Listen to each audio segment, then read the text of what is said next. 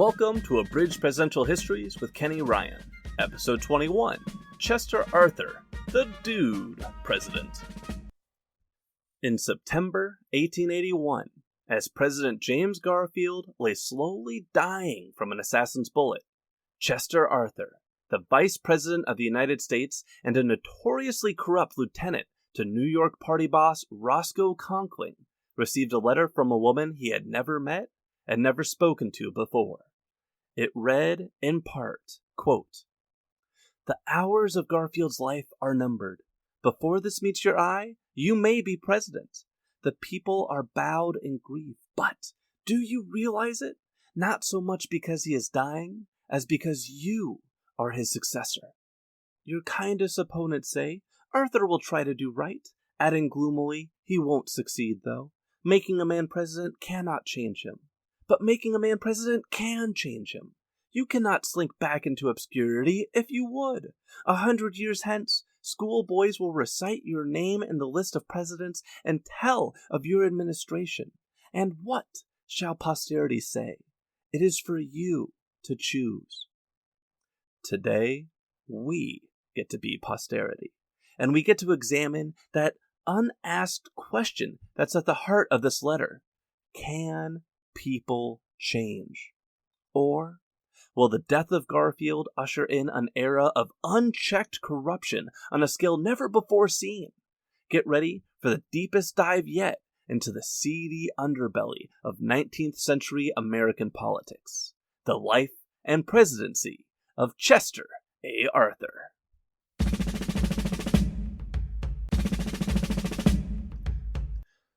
Chester A. Arthur was born October 5th, 1829, along the Canadian border in Fairfield, Vermont. Or was he? First fun fact, Arthur will later lie about the year he was born to appear younger, because he's kind of vain like that. And his Democratic rivals will claim he's lying about the year of his birth to hide the fact that he was secretly born in Canada, and therefore ineligible to be president. Yeah, that's right. Chester Arthur is our first example of birtherism in American presidential politics. There's zero proof that this allegation is true, being born in Canada, but yeah, sure, why not? Maybe we had a Canadian president. Oh, and Arthur's tomb, by the way, it has his fake date of birth on it, not the real one. Oh, vanity. Anyway, let's stick with the official line. Arthur was born on the American side of the Canadian border in 1829 to an abolitionist Baptist preacher and his wife. Now, if you're thinking, Arthur's father was an abolitionist preacher in the North, he must have been preaching to the choir. He was not. Back in the 1830s, abolitionism had not caught on with the North yet. Back then, abolitionists were actually despised on both sides of the Mason-Dixon line. They were seen as radicals who threatened to upend the harmony between the states. Arthur's family would be run out of more than one town by angry mobs during Arthur's childhood, and I have to wonder what impact this had on Arthur, because when he gets older, there are times he'll show commendable backbone, and there are times he absolutely will not. In 1853, when Arthur was 24, he moved to New York City to become a lawyer. His biggest legal moment came 2 years later, in 1855, when the now 26-year-old Arthur was assigned to a case that's basically the Rosa Parks of 19th century New York City. In this case, a young African-American woman named Elizabeth Jennings Graham was running late to church one day when she tried to hail a streetcar. Back then, New York streetcars were segregated, as in whites-only cars and blacks cars. But instead of waiting for a car that had a colored persons allowed sign in the window, she tried to board a whites-only streetcar. When the conductor and driver saw an African-American woman boarding their whites-only streetcar, they roughly grabbed her and basically threw her back out onto the street. And it sounds like there was really quite a bit of a struggle over it. Jennings Graham sued the driver and the streetcar company for $500 over this denial of service. And remember, $500 worth quite a bit more back then. And Arthur was hired to represent her in court. And he apparently did a pretty good job. He won the case. And he helped put into motion the desegregation of New York's streetcar industry, which is pretty dang cool. But if you're thinking this son of an abolitionist preacher is about to go shake things up and lead an inspiring, progressive life in the defense of civil liberty, well, that part of his life pretty much ends right here. And it ends for totally unanticipated reasons. A year after the Jennings Graham case, Arthur met, fell in love with, and got engaged to a woman named Ellen Herndon, or Nell for short. And her family was a bunch of slave owners in Virginia. But before marrying Nell, Arthur decided to move to the Kansas Territory, right at the height of bleeding Kansas, which you may remember from episodes 14 and 15 on Franklin Pierce and James Buchanan. Bleeding Kansas was basically a mini civil war between abolitionists and slave owners in Kansas in the years leading up to the actual Civil War. And it's not like Arthur didn't know Kansas was in bad shape. It was in all the papers. Everybody knew. But Kansas also had these promoters in New York who were downplaying it and trying to sell folks on moving west. I like to think of these guys as really sleazy used car salesmen. Sure, the paint's peeling and it's actually blood, but there's not a finer territory in the Union for a young man to make his fortune. So Arthur was convinced, and he moved west in search of opportunity for a young lawyer like himself.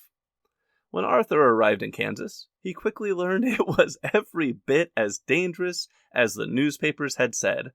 People were being murdered. He was given a gun for his own protection. And he might have been starting to think this whole thing was a big mistake when a tragedy in the Atlantic Ocean called him back east. His fiancée, Nell, her father had drowned at sea. And his drowning kind of helped cause one of the biggest economic downturns of the 19th century. You see, Nell's father wasn't just anybody. He was the captain of the SS Central America, a large passenger ship that sailed the second leg of the California to Panama to New York journey. That was how most Americans got from the California gold mines back to the Atlantic seaboard, because this is still the era of the California gold rush and no one's built a train across the country yet. During this particular journey, the ship was sailing from Panama to New York loaded with something like 30,000 pounds of California gold worth $500 million today. Gold that was desperately needed by New York banks. When a storm came out of the blue and took the ship and its captain down with it, the shock of losing all that gold helped tank the nation's economy. This is the Panic of 1857 we briefly mentioned in Buchanan's episode. New York City was especially hard hit by this disaster, so Arthur was urgently needed back east to help Nell's family weather the shock of his would-be father-in-law drowning and the nation's economy going belly up. Arthur spent the next few years trying to navigate this economic crisis by building a New York City law career and dipping his toe in New York politics. I get the sense it occurred to him that the friends he could make in politics might just improve his law prospects. So he signed up for the local militia, which was basically a friendly political drinking club around that time. The New York governor, Edwin Morgan, soon caught attention of Arthur and decided the tall, handsome Republican lawyer would look good in his honor guard. So he got promoted. An entirely meaningless position with no real responsibility or demands. Ain't that the life? Well, until the Civil War broke out 3 months later. Days after seceding states fired on Fort Sumter, Lincoln called on the remaining Loyalist states to raise 75,000 militia to save and restore the Union. Suddenly, The militia was not just some pretty boys drinking club anymore. Leaders were needed to staff and organize it and turn it into a fighting force. Governor Morgan looked to Arthur in his fancy honor guard uniform and named him the state quartermaster general's New York City representative, which is responsible for feeding, clothing, equipping, and sheltering all the Union soldiers who pass through New York City. Now, Arthur did well enough in this job to quickly get promoted to the role of state quartermaster general, responsible for the entire state. And that's about when Arthur lost his way. Okay, let's slow down a moment and take a big step back. The Civil War caused government spending to swell from roughly $52 million a year in the 1850s to $1.2 billion a year in 1864, a 25 times increase. And that's only the Union's spending. And this rise was sudden and rapid. We went from a standing army of 16,000 soldiers in 1860 to more than 75,000 Union volunteers in April 1861 to 1 million Union soldiers at the end of the war. A lot of money needed to be spent quickly, a lot of contracts had to be issued quickly, and nobody had time to do the due diligence that they would have done in peacetime. Soldiers needed guns now. Soldiers needed food now. Soldiers needed clothes now. Sign those contracts yesterday and let's sort out the graft tomorrow. So, all the contracts got signed, and then there was a lot of graft to sort out. You know the term shoddy clothing? That actually dates back to the Civil War. Shoddy is the name for a type of low-quality cloth that basically melts in the rain. And corrupt businessmen were selling uniforms made of that shoddy material instead of wool to boost their profits, which meant some soldiers were marching into war wearing clothes that disintegrated when it got wet. As New York Quartermaster General, one of Arthur's jobs was to prevent this kind of graft and make sure the boys in blue were taken care of. But, well, if you could make it worth his while, he might look the other way. And if you could really make it worth his while, he might just help you cover up your entire criminal enterprise. The best example of this was a New York hat maker named Thomas Murphy. Murphy made shoddy hats, and he made a lot of money making shoddy hats, and he got into trouble for making shoddy hats. But when Murphy was called in front of Congress to answer for his shoddy hats, he had an ally in Chester Arthur, who lobbied on his behalf so successfully that not only did Murphy face no consequences for his war profiteering, he got elected to the New York State Senate after the war, with Arthur as his affable and well-dressed right-hand man. Arthur proved so adroit at attaching himself to powerful and corrupt men after the war that he never wanted for work or money. We've already seen him ingratiate himself to Governor Morgan and now State Senator Murphy. He also latched on to the infamous boss Tweed, who ran New York's Tammany Hall, a powerful political machine that controlled state politics.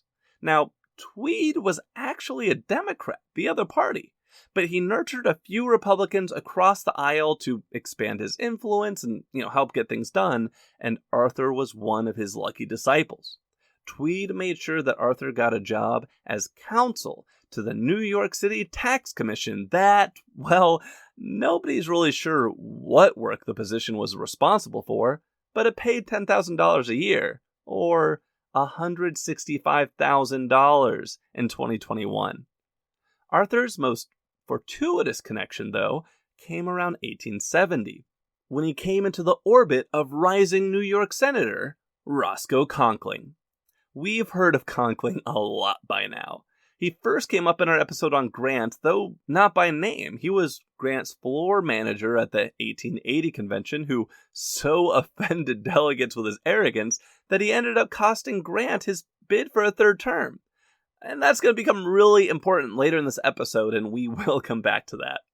Conkling played an even bigger role in our last two episodes on Rutherford B. Hayes and James Garfield, when he was their primary antagonist, standing in the way of their attempts to clean corruption and patronage out of government.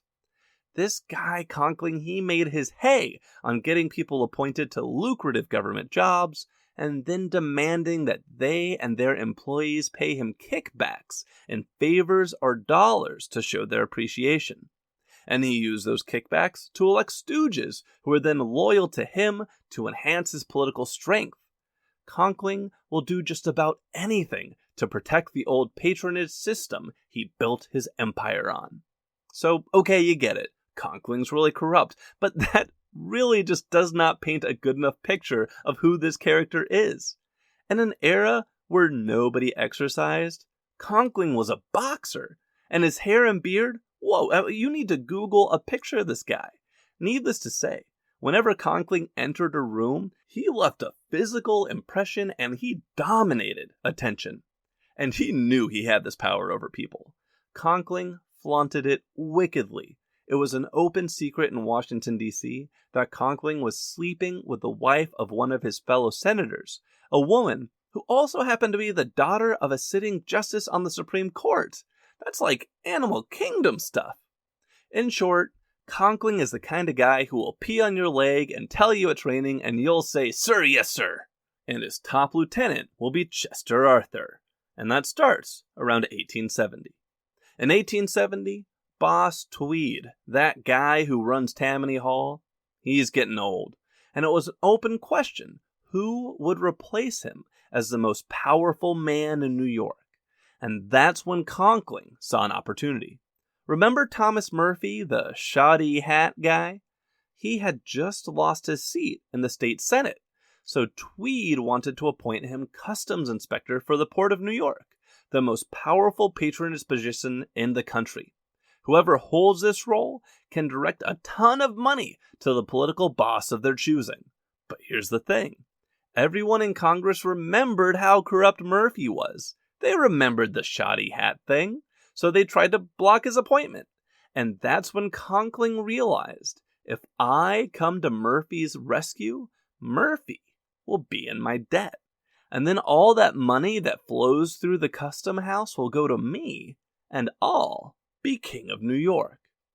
So Conkling and Arthur went to bat for Murphy. They convinced President Grant to nominate Murphy, and then they overcame Senate opposition to Murphy's appointment when Senator Conkling basically dropped an Oppo file of research on the opposition's ringleader during a speech on the Senate floor. By 1871, Murphy was running the customs house. Boss Tweed had effectively retired, and Roscoe Conkling was the most powerful man in New York State politics, with Arthur as his right-hand man. And things got better for Arthur from there. Murphy continued to be corrupt, and he was just a little bit too obvious about it all. So Congress finally forced his resignation in late 1871. But President Grant let Murphy name his own successor. And who else would Murphy name but his old surrogate and enabler, Chester Arthur? On December 1st, 1871, Arthur took over as the New York Customs House Collector, transforming him into one of the most powerful political appointees in the country. So let's talk more about the New York Customs House Collector and why it was such a powerful position, and I promise this is interesting. In 1871, 90% of all international trade between the United States and the rest of the world passed through the port of New York City. And when a ship arrived at port, the captain had to pay a fee to unload his goods. These fees made up something like 70 to 90% of the country's entire import duties. But, sometimes that payment took a while to sort out, and dock space was precious. So the city would put the ship's goods in a warehouse and watch out for them while the payment was sorted. And that's about when it became typical for 5 to 25% of a ship's former cargo to go missing. Oops! But hey, you can buy stuff just like it from the customs house employees if you know a guy. So, okay, we are outright stealing a lot of stuff here. But why steal what you can legally take? Or, kind of legally. There are all sorts of fines that port employees can assess and collect from international merchants. Some are legitimately owed, which, hey, that's great. Some were not. And Arthur, as collector, he actually got a cut out of every fee levied. This extra income pushed Arthur's compensation to 50,000 1871 American dollars, which is equivalent to more than $1 million in 2021. Arthur was paid more than the Supreme Court justices, cabinet officials, or the president. He made 5 times what the vice president made. Arthur was the highest paid official in the entire United States government, and he earned his money on a job that allowed him to show up late, leave early, and spend his nights drinking and smoking cigars with the guys in fancy backroom clubs. He was having a blast. But there's more. Conkling and Murphy trusted Arthur in this role because they knew he'd keep the money flowing back to Conkling's political machine. For example, under Arthur, there were some Customs House employees whose jobs basically existed only on paper. They showed up to collect their paycheck, but they never actually did any work. And I'll give you one guess who they handed some of that paycheck money off to. Arthur and the Conkling machine. Even the most honest employees were made part of the machine, as Arthur made sure every Custom House employee knew that 5% of each check was owed back to the party. When laws were passed to stop this, Arthur laughed them off. When a childhood friend asked to be exempt from this corrupt act, Arthur just tried to deduct the money without telling the guy. As that friend later said, the New York Republican Party had become, quote, a mere stalking horse for as corrupt a band of varlets as ever robbed a public treasury. But, well, Arthur couldn't keep ahead of the law forever. In 1874, Arthur's men finally bit a dog that was big enough to bite back when they tried to shake down a prestigious global shipping firm. They told the firm it owed $200,000 in unpaid fees, which the firm paid. But when the firm performed an audit to figure out how the heck it had underpaid its dues by $200,000, it found that it actually only owed $1,664.68. You know, $198,000 less than what Arthur's men had shaken him down for.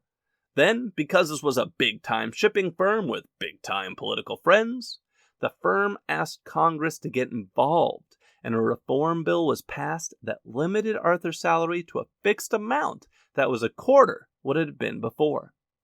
Bummer! It also put Arthur squarely on the radar of civil service reformers. When Rutherford B. Hayes became president in 1877, he went right after Arthur. Now, we covered this in episode 19 on Hayes, so I'll be brief. Shortly after becoming president, Hayes asked Arthur to resign. Arthur said no, because Conkling wanted to put up a fight. Hayes then tried to nominate a replacement for Arthur who he could squeeze through Congress. Theodore Roosevelt Sr., father of future President Theodore Roosevelt Jr. But Conkling successfully blocked Roosevelt Sr.'s appointment until Roosevelt died of cancer, possibly exasperated by the stressful confirmation fight. The defeat and death of Roosevelt Sr. was not the defeat of Hayes, though, and Hayes eventually used the powers of the presidency to replace Arthur with another man via a recess appointment when the Senate was out of session in 1878. A recess appointment, in case you're not familiar, is when the president appoints someone while Congress is out of session, and then that person gets to serve on an interim basis until Congress comes back and confirms or denies them. So Hayes won, and our man Chet was out of office. But don't shed any tears for Arthur. He lands on his feet. Arthur was still Conkling's right-hand man, and that made him one of the most powerful New York Republicans not named Conkling. Life was dandy. Until his wife got sick. In 1880, Arthur's wife Nell, who it seems like he kind of neglected when he got swept up in the Conkling machine, she caught a cold that turned into pneumonia. Realizing he might lose his wife, Arthur suddenly remembered how much she meant to him, and this appears to be sincere. After years of taking her for granted, Arthur was being reminded of how important Nell was to him when he realized she might be taken away. And then he lost her. Nell died on January 12, 1880, at the age of 42, survived by Arthur and 2 of their children. Arthur was shell-shocked. He was entirely distraught, and it appears he may have blamed his focus on his career and his neglect of Nell as causes for her death. So, Arthur may have had a lot on his mind just a few months later when he rode into the 1880 GOP presidential convention with his boss, Lord Roscoe, on a mission to re-elect Ulysses S. Grant, who would presumably restore Conkling's control on the New York City Customs House. Okay, so as we talked about in episode 20 on President Garfield, this convention did not go as planned for Lord Roscoe. After basically being a schmuck to everybody, Conkling was unable to lift Grant across the finish line. For 35 ballots, Grant was in the lead, but he could never get it over the hump. The convention abruptly swung behind James Garfield, who won on the 36th ballot, despite not even being a candidate and protesting he didn't want the job. In the hours after Garfield's shocking win, Republican leaders realized they had a major problem on their hands. Lord Roscoe was pissed, and if he didn't deliver New York State for Garfield in the general election, he could probably kiss the White House goodbye. Party brokers tried to consolidate Conkling by asking him to name anyone he wanted to the vice presidency, but he rebuffed them. So they went straight to Arthur, the loyal lieutenant of Conkling, and asked him, "How would you like to be vice president?" Arthur was flabbergasted. Him? Vice president? He had never been elected to anything. The only political office he had ever held, New York Port Commissioner, had been taken away when he'd been too gosh darn corrupt. And now they wanted to make him vice president? Heck yeah, he said yes. When Arthur told Conkling, Lord Roscoe blew his top. Quote, "You should drop it as you would a red-hot shoe from the forge." Conkling was a fighter, a boxer. He had no interest in compromise. But for maybe the first time in his life, Arthur stood up to him. "The office of the vice president is a greater honor than I ever dreamed of attaining," he said. "In a calmer moment, you will look at this differently." It would take a while, but Arthur was right. National reaction to Arthur's nomination was generally negative, and the GOP had to go into damage control. One prominent periodical wrote, quote, "It is true General Garfield, if elected, may die during his term in office, but this is too unlikely a contingency to be worth making extraordinary provision for." Oops. Despite Democratic attacks on Arthur's history of corruption and a bit of 19th century birtherism, this is when Arthur gets accused of being a secret Canadian, the horror. Garfield and Arthur defeated their Democratic rivals to win the presidency in 1880. And then relations between Arthur and Garfield began to drop off a cliff. It started a few weeks before Inauguration Day. Arthur was giving a very drunk speech to an equally drunk crowd where he strongly suggested the GOP had won the state of Indiana by buying votes. The only thing that seemed to stop him from outright confessing is when he noted that journalists were in the room and maybe a full confession wasn't the best idea right now. Those journalists, of course, printed the whole thing, and this ticked Garfield off something fierce when he read it in the morning paper. Then, when Garfield was putting together his cabinet, Conkling and Arthur tried to twist his arm into getting what they wanted. Forget the New York Customs House. That's small potatoes now. Conkling wanted control of the U.S. Treasury. Just imagine what Conkling could do if he controlled the Treasury Department. But Garfield was not playing ball.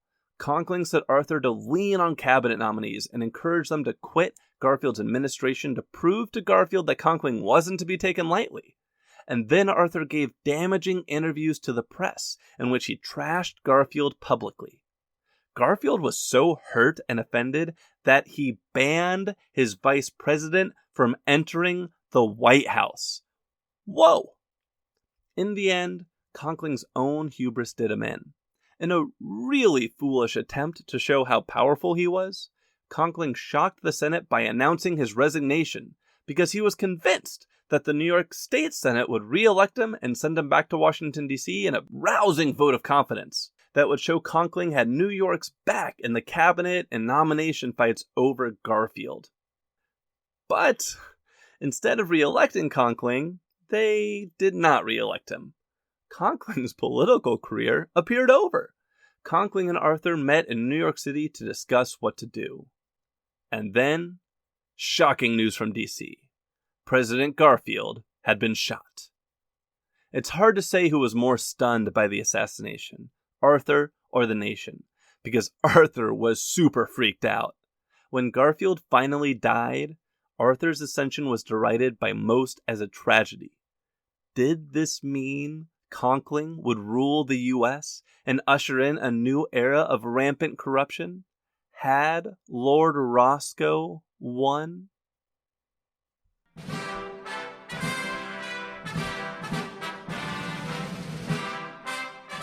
And so, on September 19th, 1881, 51-year-old Chester A. Arthur, one of the most brazenly corrupt and unqualified men to ever reach the White House, was sworn in as the 21st President of the United States of America at his home in New York City. Let's take a look at the world and nation he inherited.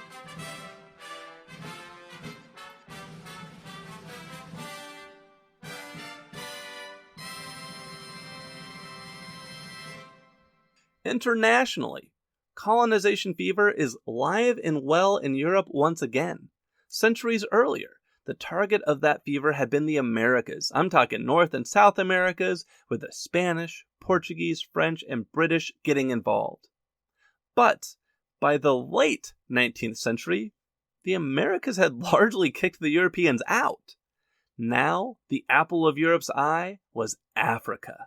Over the next 20 years, Europe is going to go from having a handful of mostly small colonies in Africa to partitioning and exploiting pretty much the whole damn thing.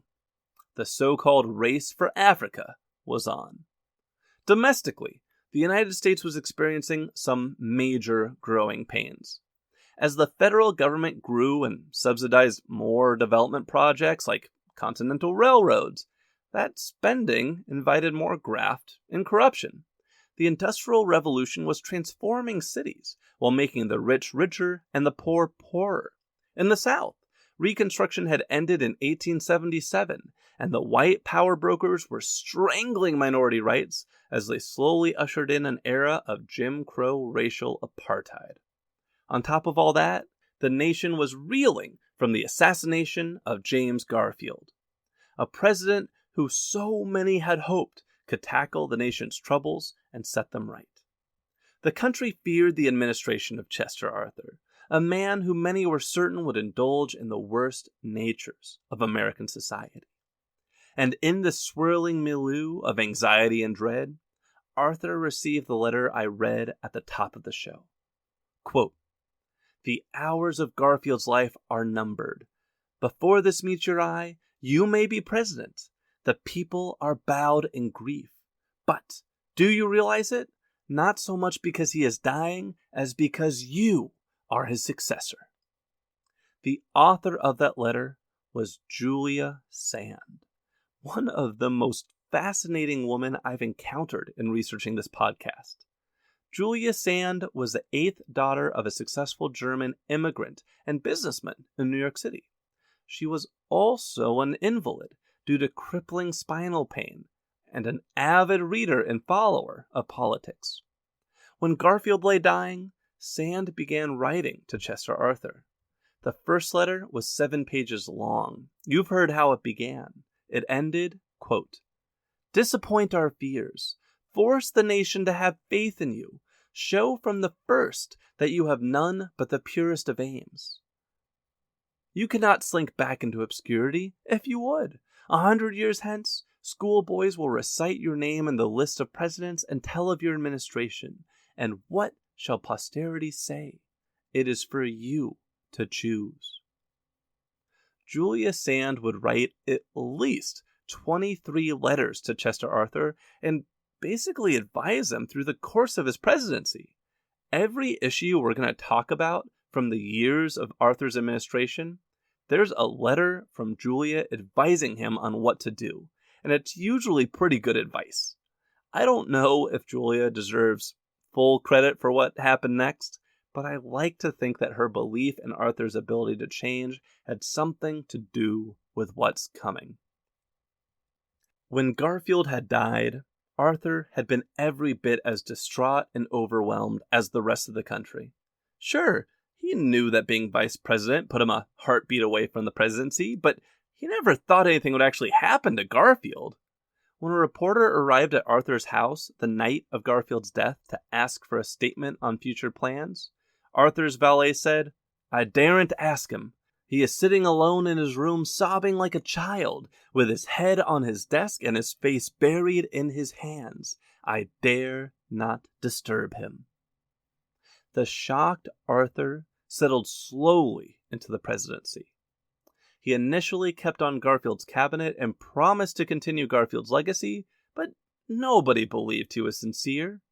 After a few weeks, Roscoe Conkling decided it was time to give his lieutenant a visit.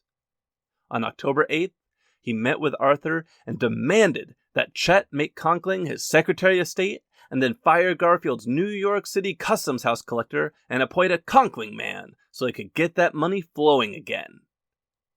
And Arthur said no. And Conkling lost it. Conkling roared at Arthur. He called Arthur a traitor, probably much worse. But Arthur refused to budge, later saying, quote, "For the vice presidency, I was indebted to Mr. Conkling. But for the presidency of the United States, my debt is to the Almighty." But still, the nation was nervous. Okay, so Arthur hadn't turned belly up to Conkling's demands this one time, but surely he would soon, right? He'd always been a Conkling man. But Arthur didn't. Steadied perhaps by a reliable stream of Julia Sand letters, Arthur gave a State of the Union address in December 1881, where he surprised the nation by calling for sincere civil service reform. And then he surprised the country again by actually getting it passed 2 years later. And this was a serious bill. The Pendleton Civil Service Bill, named for the senator who introduced it, introduced competitive exams, promotions based on merit and competition, a ban on forcing employees to contribute money or time to political causes, and more. Nobody would ever again be able to use the New York Customs House to fuel a political machine strong enough to rival the powers of the president. In 1882, a lifetime position on the Supreme Court came open when one of the justices retired, and Arthur, perhaps deciding he owed his presidency at least a little bit to Conkling, nominated his old boss to the seat. And if you're thinking, wait, no, we can't let someone as corrupt as Conkling on the Supreme Court, don't worry. Conkling's hubris got the better of him again. Conkling won confirmation in the Senate, but then he rejected the seat. This guy is just crazy. Conkling would never again play a major role on the national political scene. He'd instead make a fortune practicing law in New York, where he would die in 1888 after ignoring everybody's advice, big surprise there, and attempting to walk home through the great blizzard of 1888, collapsing, contracting pneumonia, and dying 3 weeks later. If you visit New York's Madison Square Park, you can find Lord Roscoe's statue standing there, looking down on you in disdain. In addition to civil service reform, 2 other major events occurred during Arthur's presidency: the Chinese Exclusion Act and the Supreme Court's strikedown of the all-important Civil Rights Act of 1875. First, the Chinese Exclusion Act. Hostility toward Asian immigrants had been growing in the West for some time, and it's the same story you always hear. Established Americans were afraid new arrivals would take their jobs by working for lower wages, and they feared the newcomers' culture, which was strange and alien to them. Both political parties badly wanted to win the support of Western states, so politicians of all stripes worked together to put a Chinese Exclusion Act on Arthur's desk that would implement a 20-year ban on Chinese immigration. A similar bill had been sent to Hayes 4 years earlier, and Hayes vetoed it. Now, in 1882, Arthur vetoed it again, but this time, Congress was more persistent. When a rewritten bill was sent that shortened the 20-year ban to a 10-year ban, and it was sent with enough support to override a veto, Arthur caved and signed it. This is big. This is the first time in American history that we ever put broad restrictions on immigration.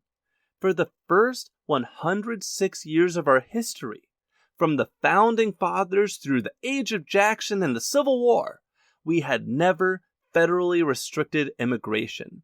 And here, in the Gilded Age, we passed our first limits. They would not be the last. They would also not come without a terrible cost. Perhaps taking the Exclusion Act as tacit approval, violence against Asian Americans in the West spiked after the Chinese Exclusion Act was passed. Riots, murders, expulsions, you name it. On November 3rd, 1885, the city of Tacoma, Washington, force-marched its entire Asian community out of the city, seizing any property they left behind. On September 30th, 1885, at least 28 Chinese men were murdered at Rock Springs, Wyoming, simply for being Chinese. It's a tragic reminder that sometimes the symbolism of acts reaches beyond the letter of the law and their cost and consequences. The other great setback of Arthur's presidency was the one he was merely a sad spectator to. On October 15th, 1883, the Supreme Court of the United States, in an 8-1 ruling, gutted the 1875 Civil Rights Bill that had been passed to enforce the 14th and 15th Amendments and protect the rights of African Americans and other minorities in the United States. The 1875 bill had barred the owners of inns, restaurants, railroads, and other public facilities from discriminating against African Americans. And it was now gone. The Supreme Court ruled that Congress does not have the power to safeguard the rights of blacks against private individuals, only against state legislation, which is totally crazy and worlds apart from the stance the Supreme Court holds today. I mean, this is easily one of the top, maybe I should say bottom 5 or perhaps even 3 worst decisions in Supreme Court history. And Chester Arthur thought so too. He used his next State of the Union to urge Congress to pass new legislation to protect the freedmen, vowing to support, quote, any right, privilege, and immunity of citizenship that it would pass. But Congress dithered, and without action from Congress, Arthur was powerless to do anything about the defeat of the 1875 Civil Rights Act, then lament the fate of the freedmen, who would increasingly be oppressed as a result of the Supreme Court's decision. Arthur declined to seek re-election in 1884. Only a select few knew it at the time, but Arthur was dying. He had been diagnosed with Bright's disease just 2 years earlier, an inflammation of blood vessels to the kidneys that was nearly always fatal. He knew his days were numbered. Arthur left office in 1885 and lingered for less than 2 years. He was largely an invalid those final years, bound to his home and rarely seen in public. With his mortality bearing down on him, he became concerned about his legacy. So, the day before his death, he ordered the great majority of his personal papers and records burned, which is only a little bit suspicious. On November 18th, 1886, Arthur suffered a stroke in the middle of the night and was found partially paralyzed and unable to speak in the morning. He died the next day, reportedly with a smile on his lips. His doctor later said, "I believe he knew he was dying, and I think he was glad the time had come."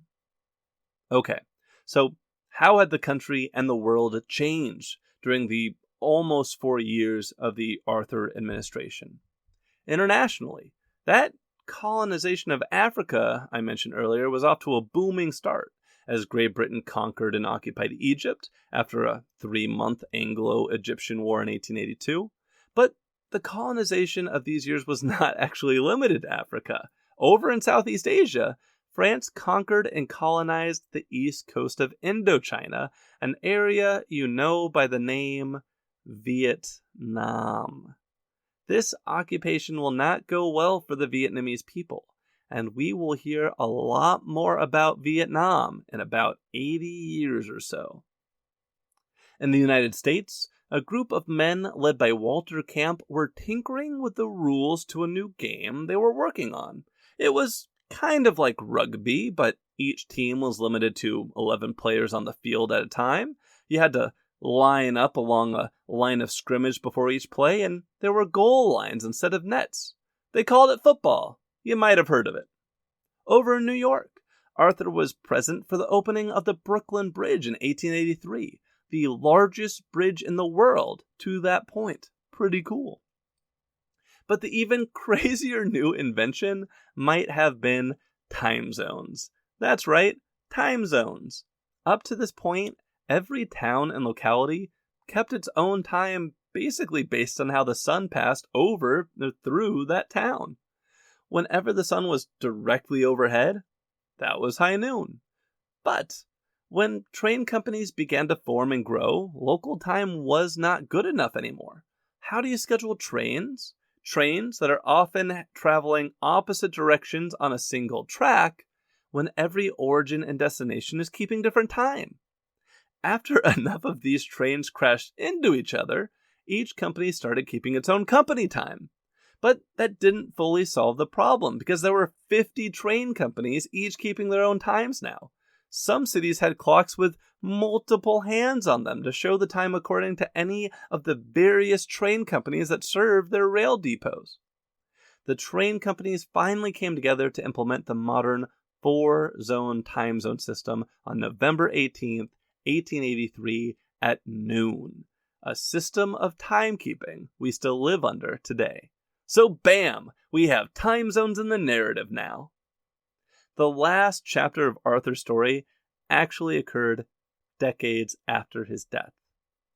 In 1937, a grandson of Arthur inherited the former president's surviving papers.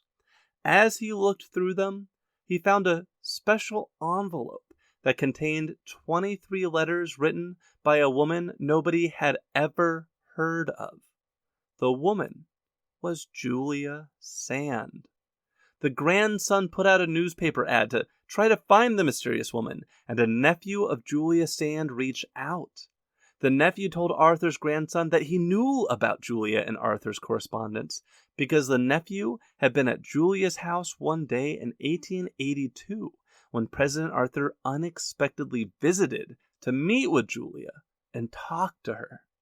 As far as we know, it is the only time they ever met and the only time he ever contacted her, for there is no record that Arthur ever wrote back. The nephew revealed that Julia had lived to be 83 years old before dying in 1933. Few ever knew that she had once been a secret advisor to a president. Okay, so what lessons can we learn from the life and administration of Chester A. Arthur? This might be my favorite one yet, and it's that people can change. We can always be better leaders, more ethical leaders, more empathetic leaders. Nobody wanted to give Arthur the benefit of the doubt. People were bailing on him left and right, but at least one person out there did believe in him, wrote him some letters, and as a result, Arthur, one of the most corrupt men to ever reach the presidency, became the first president to take major, successful, meaningful steps to clean up corruption in the government. So way to go, Chet. I dig that story.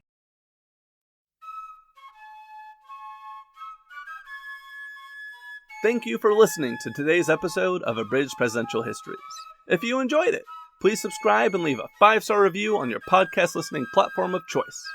You can also follow the show on Facebook at Abridged Presidential Histories or on Twitter at APH Podcast. If you'd like to support the show, you can look it up on Patreon or go directly to www.patreon.com/Abridged Presidential Histories. It helps me buy books and pay to host the show, and thank you so much to everyone who has contributed so far.